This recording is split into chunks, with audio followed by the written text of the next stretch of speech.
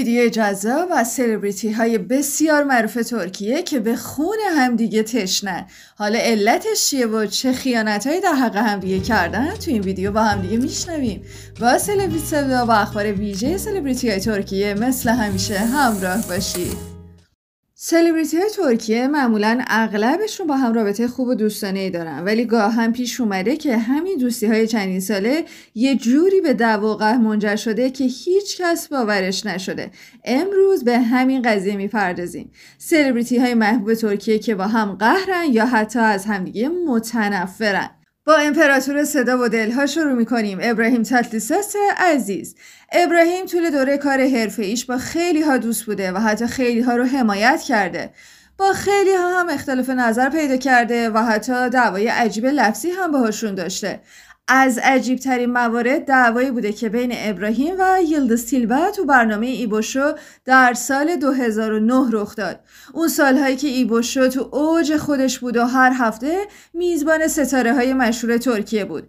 اتفاقا ابراهیم و یلدز دوستان خیلی خوبی واسه هم بودن، ولی طی یه سوء تفاهم یه دعوا و اصطلاحاً قشقرقی تو برنامه به پا شد که خیلی عجیب بود. گویا ابراهیم چندین بار حین خوانندگی یلدز عمدن یا سهوا اجراشو قطع کرده بوده. بعدش وسط خوش‌روبش مرسوم بین مهمان و میزبان، ابراهیم در مورد 4 همسری شوخی با یلدز تیلبا میکنه و یلدز هم که همچنان به خاطر قطع کردن چند باره اجراش ناراحت بود، توی پاسخ کوبنده میگه این تویی که هر همسر واسه خودت درست کردی، پس تو بهتر از این موضوعات سرت میشه. و همین حرف ابراهیم رو به شدت عصبانی کرد و باعث شد که تو جواب با فریاد وسط پخش زنده به تیلبا بگه که تو نمک نشناسی. من همیشه حمایتت کردم و حتی از دست آدمهای بدی که کتکت میزدن نجاتت دادم. خلاصه طی این بگو مگو و داد و فریاد یلدز تیلبا برنامه ایبوشو رو ترک کرد و حتی ابراهیم بهش گفت برو به سلامت. این ماجرا به قول خود ترک‌ها و رسانه های ترکیه جزء آبروریزی های از یاد نرفتنی تلویزیون ترکیه است. Çünkü o burada bizim misafirimiz. Biz İbo Show'un burada her zaman daimi yapımcısıyız. O bizim başımızın tacı. Misafir. Şimdi bunu niçin söylüyorsunuz siz? Ayıp değil mi? Ben sana yaptığım şeyleri hiçbir zaman anlatmam. Ben söylüyorum çünkü Hayır, ayıp benim değil sende, mi? benim sende Ayıp. manevi hakkım var. Ismarladık. Güle güle. Güle güle. Güle güle. Allah'ın selameti başına olsun. Hadi güle güle. نفر بعدی که ابراهیم تاتلیساس به مرحله قهر و کینه ازش رسیده کسی نیست جز یار غارش، یعنی ابرو گونداش.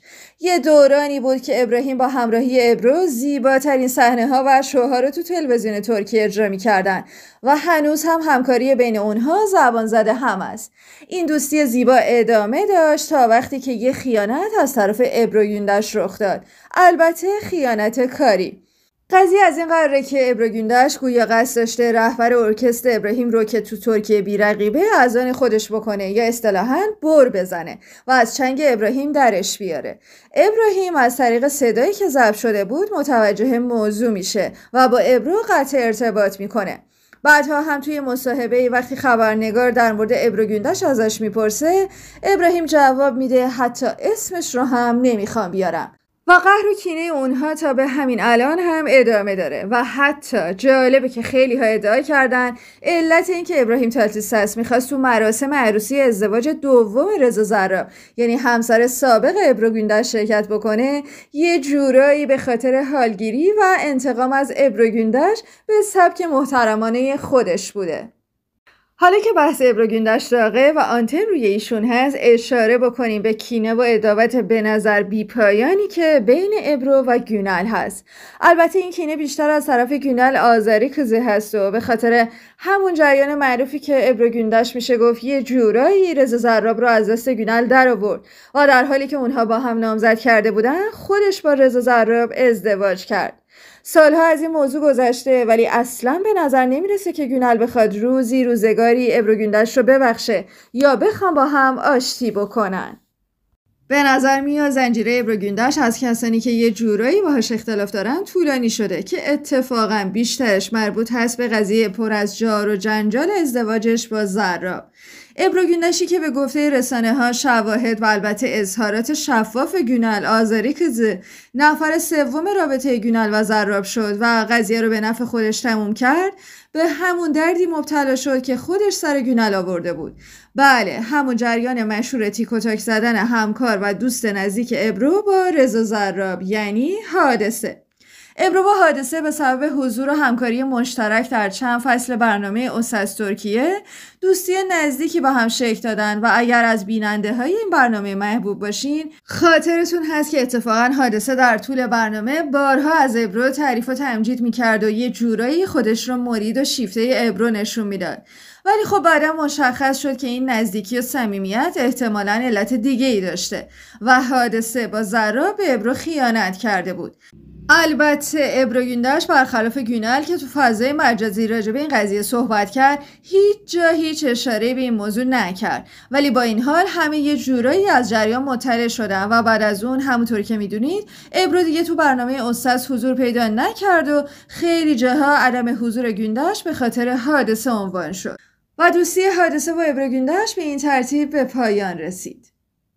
در ادامه اختلاف بین ابرو و حادثه خالی از لطف نیست به حمایت یکی از دوستان نزدیک ابرو گüneş اشاره بکنیم، دمت آکالین. بله، گرچه تو فضای مجازی خیلی ها به دمت میگن که نخود هر آشیه و تو خیلی از چیزا که بهش ربطی نداره دخالت میکنه، ولی خب یه جورایی جالبه که خود دمت هیچ مشکل یا بگو مگویی تا به حال با حادثه نداشته، ولی به شدت با هم زاویه دارن و علتش دوستی نزدیک دمت با ابرو گüneş هست. و خب دمت آکالین گویا طبق قوانین نانوشته دوستی از کسی که به ابرو ضربه زده بدش میاد و دوری میکنه. حتی تو برنامه‌های مختلف چندین بار از هم به ناخوشی یاد کردن. مثلا حادثه توی برنامه تو پاسخ به سوال موجی که آیا خواننده‌ای هست که ازش خوشت نیاد سربسته به دمت آکالین اشاره کرد. دمت هم از خجالتش در اومد و توی برنامه واضحاً گفت من نه علاقه به حادثه دارم و نه اصلا آهنگاش رو تا حالا گوش دادم. از جنجالی ترین اختلافات بین دو سلبریتی مربوط میشه به قهر 20 ساله بین هولیا افشار و گülben ergen. به گفته خیلی ها دلیل پیشرفت و شهرت گülben کمک ها و حمایت های هولیا بوده که اتفاقا دوستای خوبی واسه هم بودن، ولی بعدش یه جمله‌ای که از طرف هولیا افشار زده میشه یه سوء تفاهم بزرگ بینشون پیش میاد و جالب اینجاست که این سوء تفاهم ها مدام بینشون تکرار و بزرگتر میشه. مثلا یه بار خبرنگاری از هولیا افشار میپرسه که دوست داری با گülben دوئت داشته باشی یا مسابقه تنیس بدی. گویا هولیا در پاسخ چیزی گفته که دموده بودن رو به گülben نسبت داده. گülben هم تو فضای مجازی با جوابهای درشت حسابی از خجالت هولیا افشار در اومد. باز هم روی هولیا افشار استوب میکنیم، چون به گفته یه نه تیم سلوی سودا بلکه گفته رسانه‌های ترکیه، هولیا افشار در این حال که به خیلی ها کمک معنوی و دوستانه کرده، از طرفی با خیلی از همکاران خودش تو حالت قهر، دعوا یا بی‌محلی قرار داره. یکی از مشهورتریناش قهر چندین ساله هولیا با مگا استار ترکیه یعنی تارکان هست. داستان به این شکله که سالها پیش تو مراسم برگزیدگان موسیقی ترکیه تارکان جزء برنده ها و هولیا جزء اهدا کنندگان جوایز بود. هولیا اسم تارکان رو میخونه تا بیاد روی استیج و تندیسش رو بگیره، ولی گویا تارکان یه سورپرایز کوچیکی برای حضار ترتیب داده بود، به این صورت که به جای خودش شخص دیگه‌ای رو برای گرفتن جایزه روی استیج میفرسته و همه گمان میکنن اونجا حضور نداره، ولی چند دقیقه بعد با خوندن یه آهنگ همه رو سورپرایز میکنه. طی این ماجرا هولیا افشار بعدن خیلی عصبانی و ناراحت میشه و میگه تارکان به من بی احترامی بزرگی کرد و حتی با گفتن کلماتی مثل پسره اولاغ و کله پوک به قول خودش حرصش رو خالی میکنه.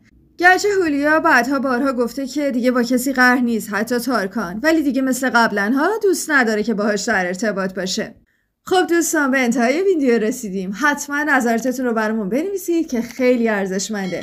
متشکرم که مثل همیشه همراه هستید. مراقب خودتون باشید. خداحافظ.